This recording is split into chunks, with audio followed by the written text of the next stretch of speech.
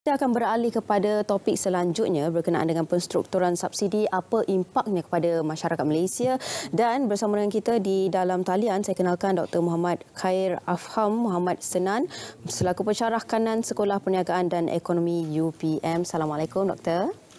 Waalaikumsalam, Sufia. Ya, saya. Doktor, baik, bila bercakap tentang perkara ini, saya nak cakap sekali. Ya. Assalamualaikum dan selamat pagi Malaysia. Ya, Waalaikumsalam warahmatullahi wabarakatuh. Okey Doktor, bila kita bercakap tentang harga ayam diapungkan dan apakah antara impak dan rasionalnya kepada kita semua, seperti mana yang kita tahu selepas kawalan harga dan subsidi diumumkan tamat oleh kerajaan pada Isnin lalu, jadi apa yang dikhawatiri adalah harga akan naik. Seperti mana yang kita tahu ialah peniaga-peniaga juga perlu mencari rezeki setiap hari pastinya, dan ini akan memberi kesan dan juga cabaran kepada kita kerana antara yang berlaku adalah kos harga hidup yang sangat tinggi, juga akan terkesan kepada golongan B40 dan juga miskin tekar, dan juga mungkin juga akan memberi kesan kepada golongan M40. Jadi sebagai permulaannya Doktor, sedikit pengenalan berkenaan dengan perkara ini. Ya. Kerana isu subsidi ini adalah sangat berat dan baru dimulakan pada hari ini, 1 bulan 11 2023. Jadi dia adalah isu yang sedikit sensitif dan berat.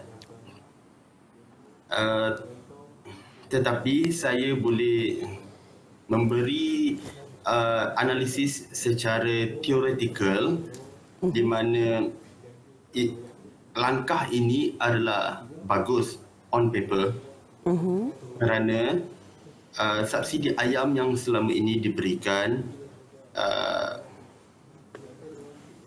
lebih kepada golongan yang kaya yang membeli ayam lebih, dan juga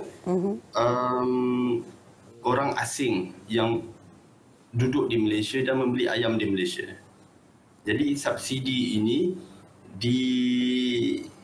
dihantar ataupun dibahagikan kepada orang kaya dan kepada rakyat asing yang tidak membayar cukai di negara kita.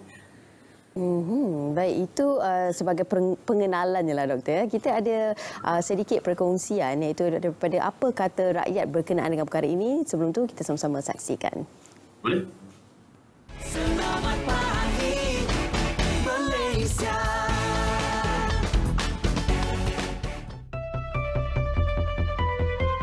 Sekarang ni kalau kerajaan buat macam ni, besok syarikat-syarikat ayam ni dia akan berlawan sesama dia lagi murah pada yang ada ni. Tuan-tuan tak percaya, tuan-tuan boleh tengok. Sebab kalau banyak syarikat pun kawan ni tak laku. Aku mesti kurangkan. Aku akan kurangkan. Jadi harga tu akan jadi ada competition harga. Jadi bila ada competition tu kan, rakyat pun senang.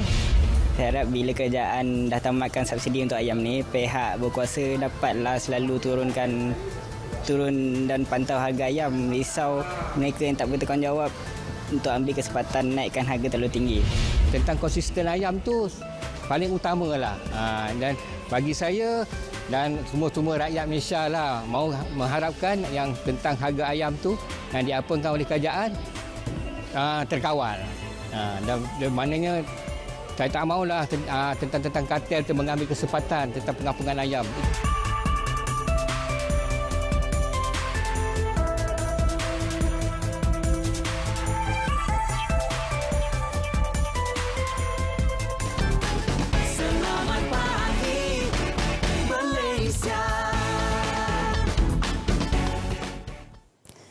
Okey, itu dia. Kembali balik kita dengan topik kita berkenaan dengan penstrukturan subsidi, apa impaknya. Masih lagi bersama dengan Dr. Muhammad Khair Afham Muhammad Senan. Jadi Doktor, tadi kita dah dengar sikit apa kata rakyat berkenaan dengan perkara ini, dan seperti mana yang kita tahu, kerajaan juga memberi jaminan bahawasanya tidak akan berlaku kenaikan harga ayam secara mendadak susulan langkah penamatan subsidi bermula pada hari ini, dan KPDN juga perlu bekerjasama dalam perkara ini untuk memastikan tiada kenaikan harga ayam. Jadi pendapat Doktor bagaimana?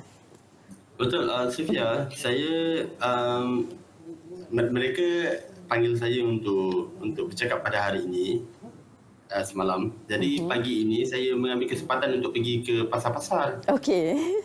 Dalam pukul 6.30 dan 7.30 pagi tadi. Dan saya nampak kenaikan harga ayam yang agak Tinggi ya. pada hari ini. Ya. Saya berkesempatan untuk melihat di 2 pasar dan saya nampak harga ayam agak mahal Ya. pada hari ini. Okey. Jadi sebenarnya ia diberikan fokus sebenarnya adalah kepada golongan-golongan yang memerlukan, maksudnya kepada golongan B40, M40 ataupun miskin tegar. Dan sekarang ini perkara ini juga turut dirasai golongan ini. Maksudnya subsidi itu mungkin bagi golongan T20 mungkin mereka tidak terlalu terkesan lah doktor berkenaan dengan perkara ini kan. Jadi sekarang ini yang fokus kita adalah berkenaan dengan golongan miskin tegar, B40 dan juga M40 yang akan terkesan dengan perkara ini. Seperti mana yang doktor kongsikan tadi, baru tadi tamat hari ini maka pergi ke pasar Pukul terus, 6 terus harganya terus berbeza kan. Jadi sebenarnya perkara ini bagaimana ia dapat membantu golongan-golongan tadi yang kita kongsikan tadi, doktor? Dari segi teoretikalnya, betul. Bila kita tarik subsidi itu, kita nak harga ayam itu ditentukan oleh pasaran, demand and supply, permintaan dan penawaran, kan? Tetapi bila harga ayam di Malaysia ditentukan oleh kartel, seperti mana yang telah even kementerian daripada Terengganu juga mengatakan yang harga ayam ditentukan oleh kartel sebab mereka ada kartel. Siapa yang mengeluarkan ayam untuk Malaysia. Dan saya percaya yang kita ada 2 aja staple food in Malaysia. Makanan ruji di Malaysia, tidak kira apa bangsa dan agama pun kan. Betul? Beras dan ayam. Beras kita sudah mengalami masalahnya bulan lepas dan sekarang ayam. Betul. Satu lagi telur, doktor. Tapi telur mereka tak tarik subsidi kan. Betul. Jadi sekarang ini kita mengharapkan free market yang diharapkan daripada theoretical view kan boleh berjalan dengan lancar di Malaysia. Ya. Okey, dan antara usaha lainnya itu dengan mengimport ayam. Sebenarnya bagaimana dengan mengimport ayam daripada luar mampu mengimbangkan harga pasaran ayam agar stabil dan sebenarnya bukan ke ia akan melibatkan kos yang lebih tinggi, doktor? Kita ada daripada maklumat daripada Kementerian Pertanian dan Keterjaminan Makanan,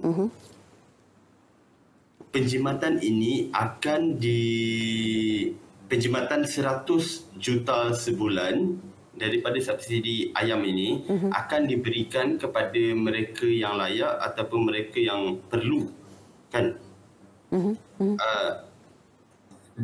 Dalam perspektif import ayam daripada luar, saya melihat why not, atau kalau boleh kita bagi lebihan yang kita dapat daripada 100 juta sebulan ni untuk mereka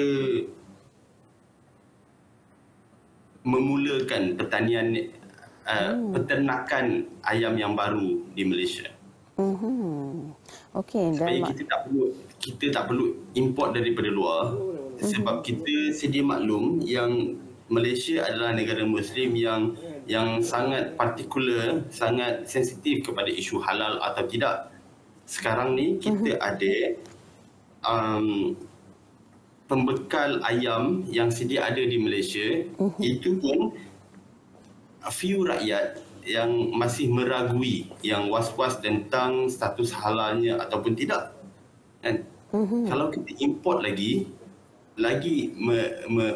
merosakkan reputasi perception terhadap ayam-ayam yang dalam pasaran Okey, dan itu dia berkenaan dengan persetujuan subsidi dan apa antara impaknya kepada kita semua. Jadi kalau kita tengok tadi ada yang perkara ini, kalau kita tengok sekarang pun dah nampaklah perubahannya. Jadi banyak antara langkah yang kerajaan akan lakukan, saya yakin dah pasti perkara itu untuk membantu golongan-golongan seperti miskin tegar, B40 dan juga M40. Baik, terima kasih saya ucapkan kepada Dr. Muhammad Khair Afam Muhammad Senan, merupakan pensyarah kanan Sekolah Perniagaan dan Ekonomi UPM. Terima kasih banyak, Doktor. Terima kasih. Ya, sama-sama.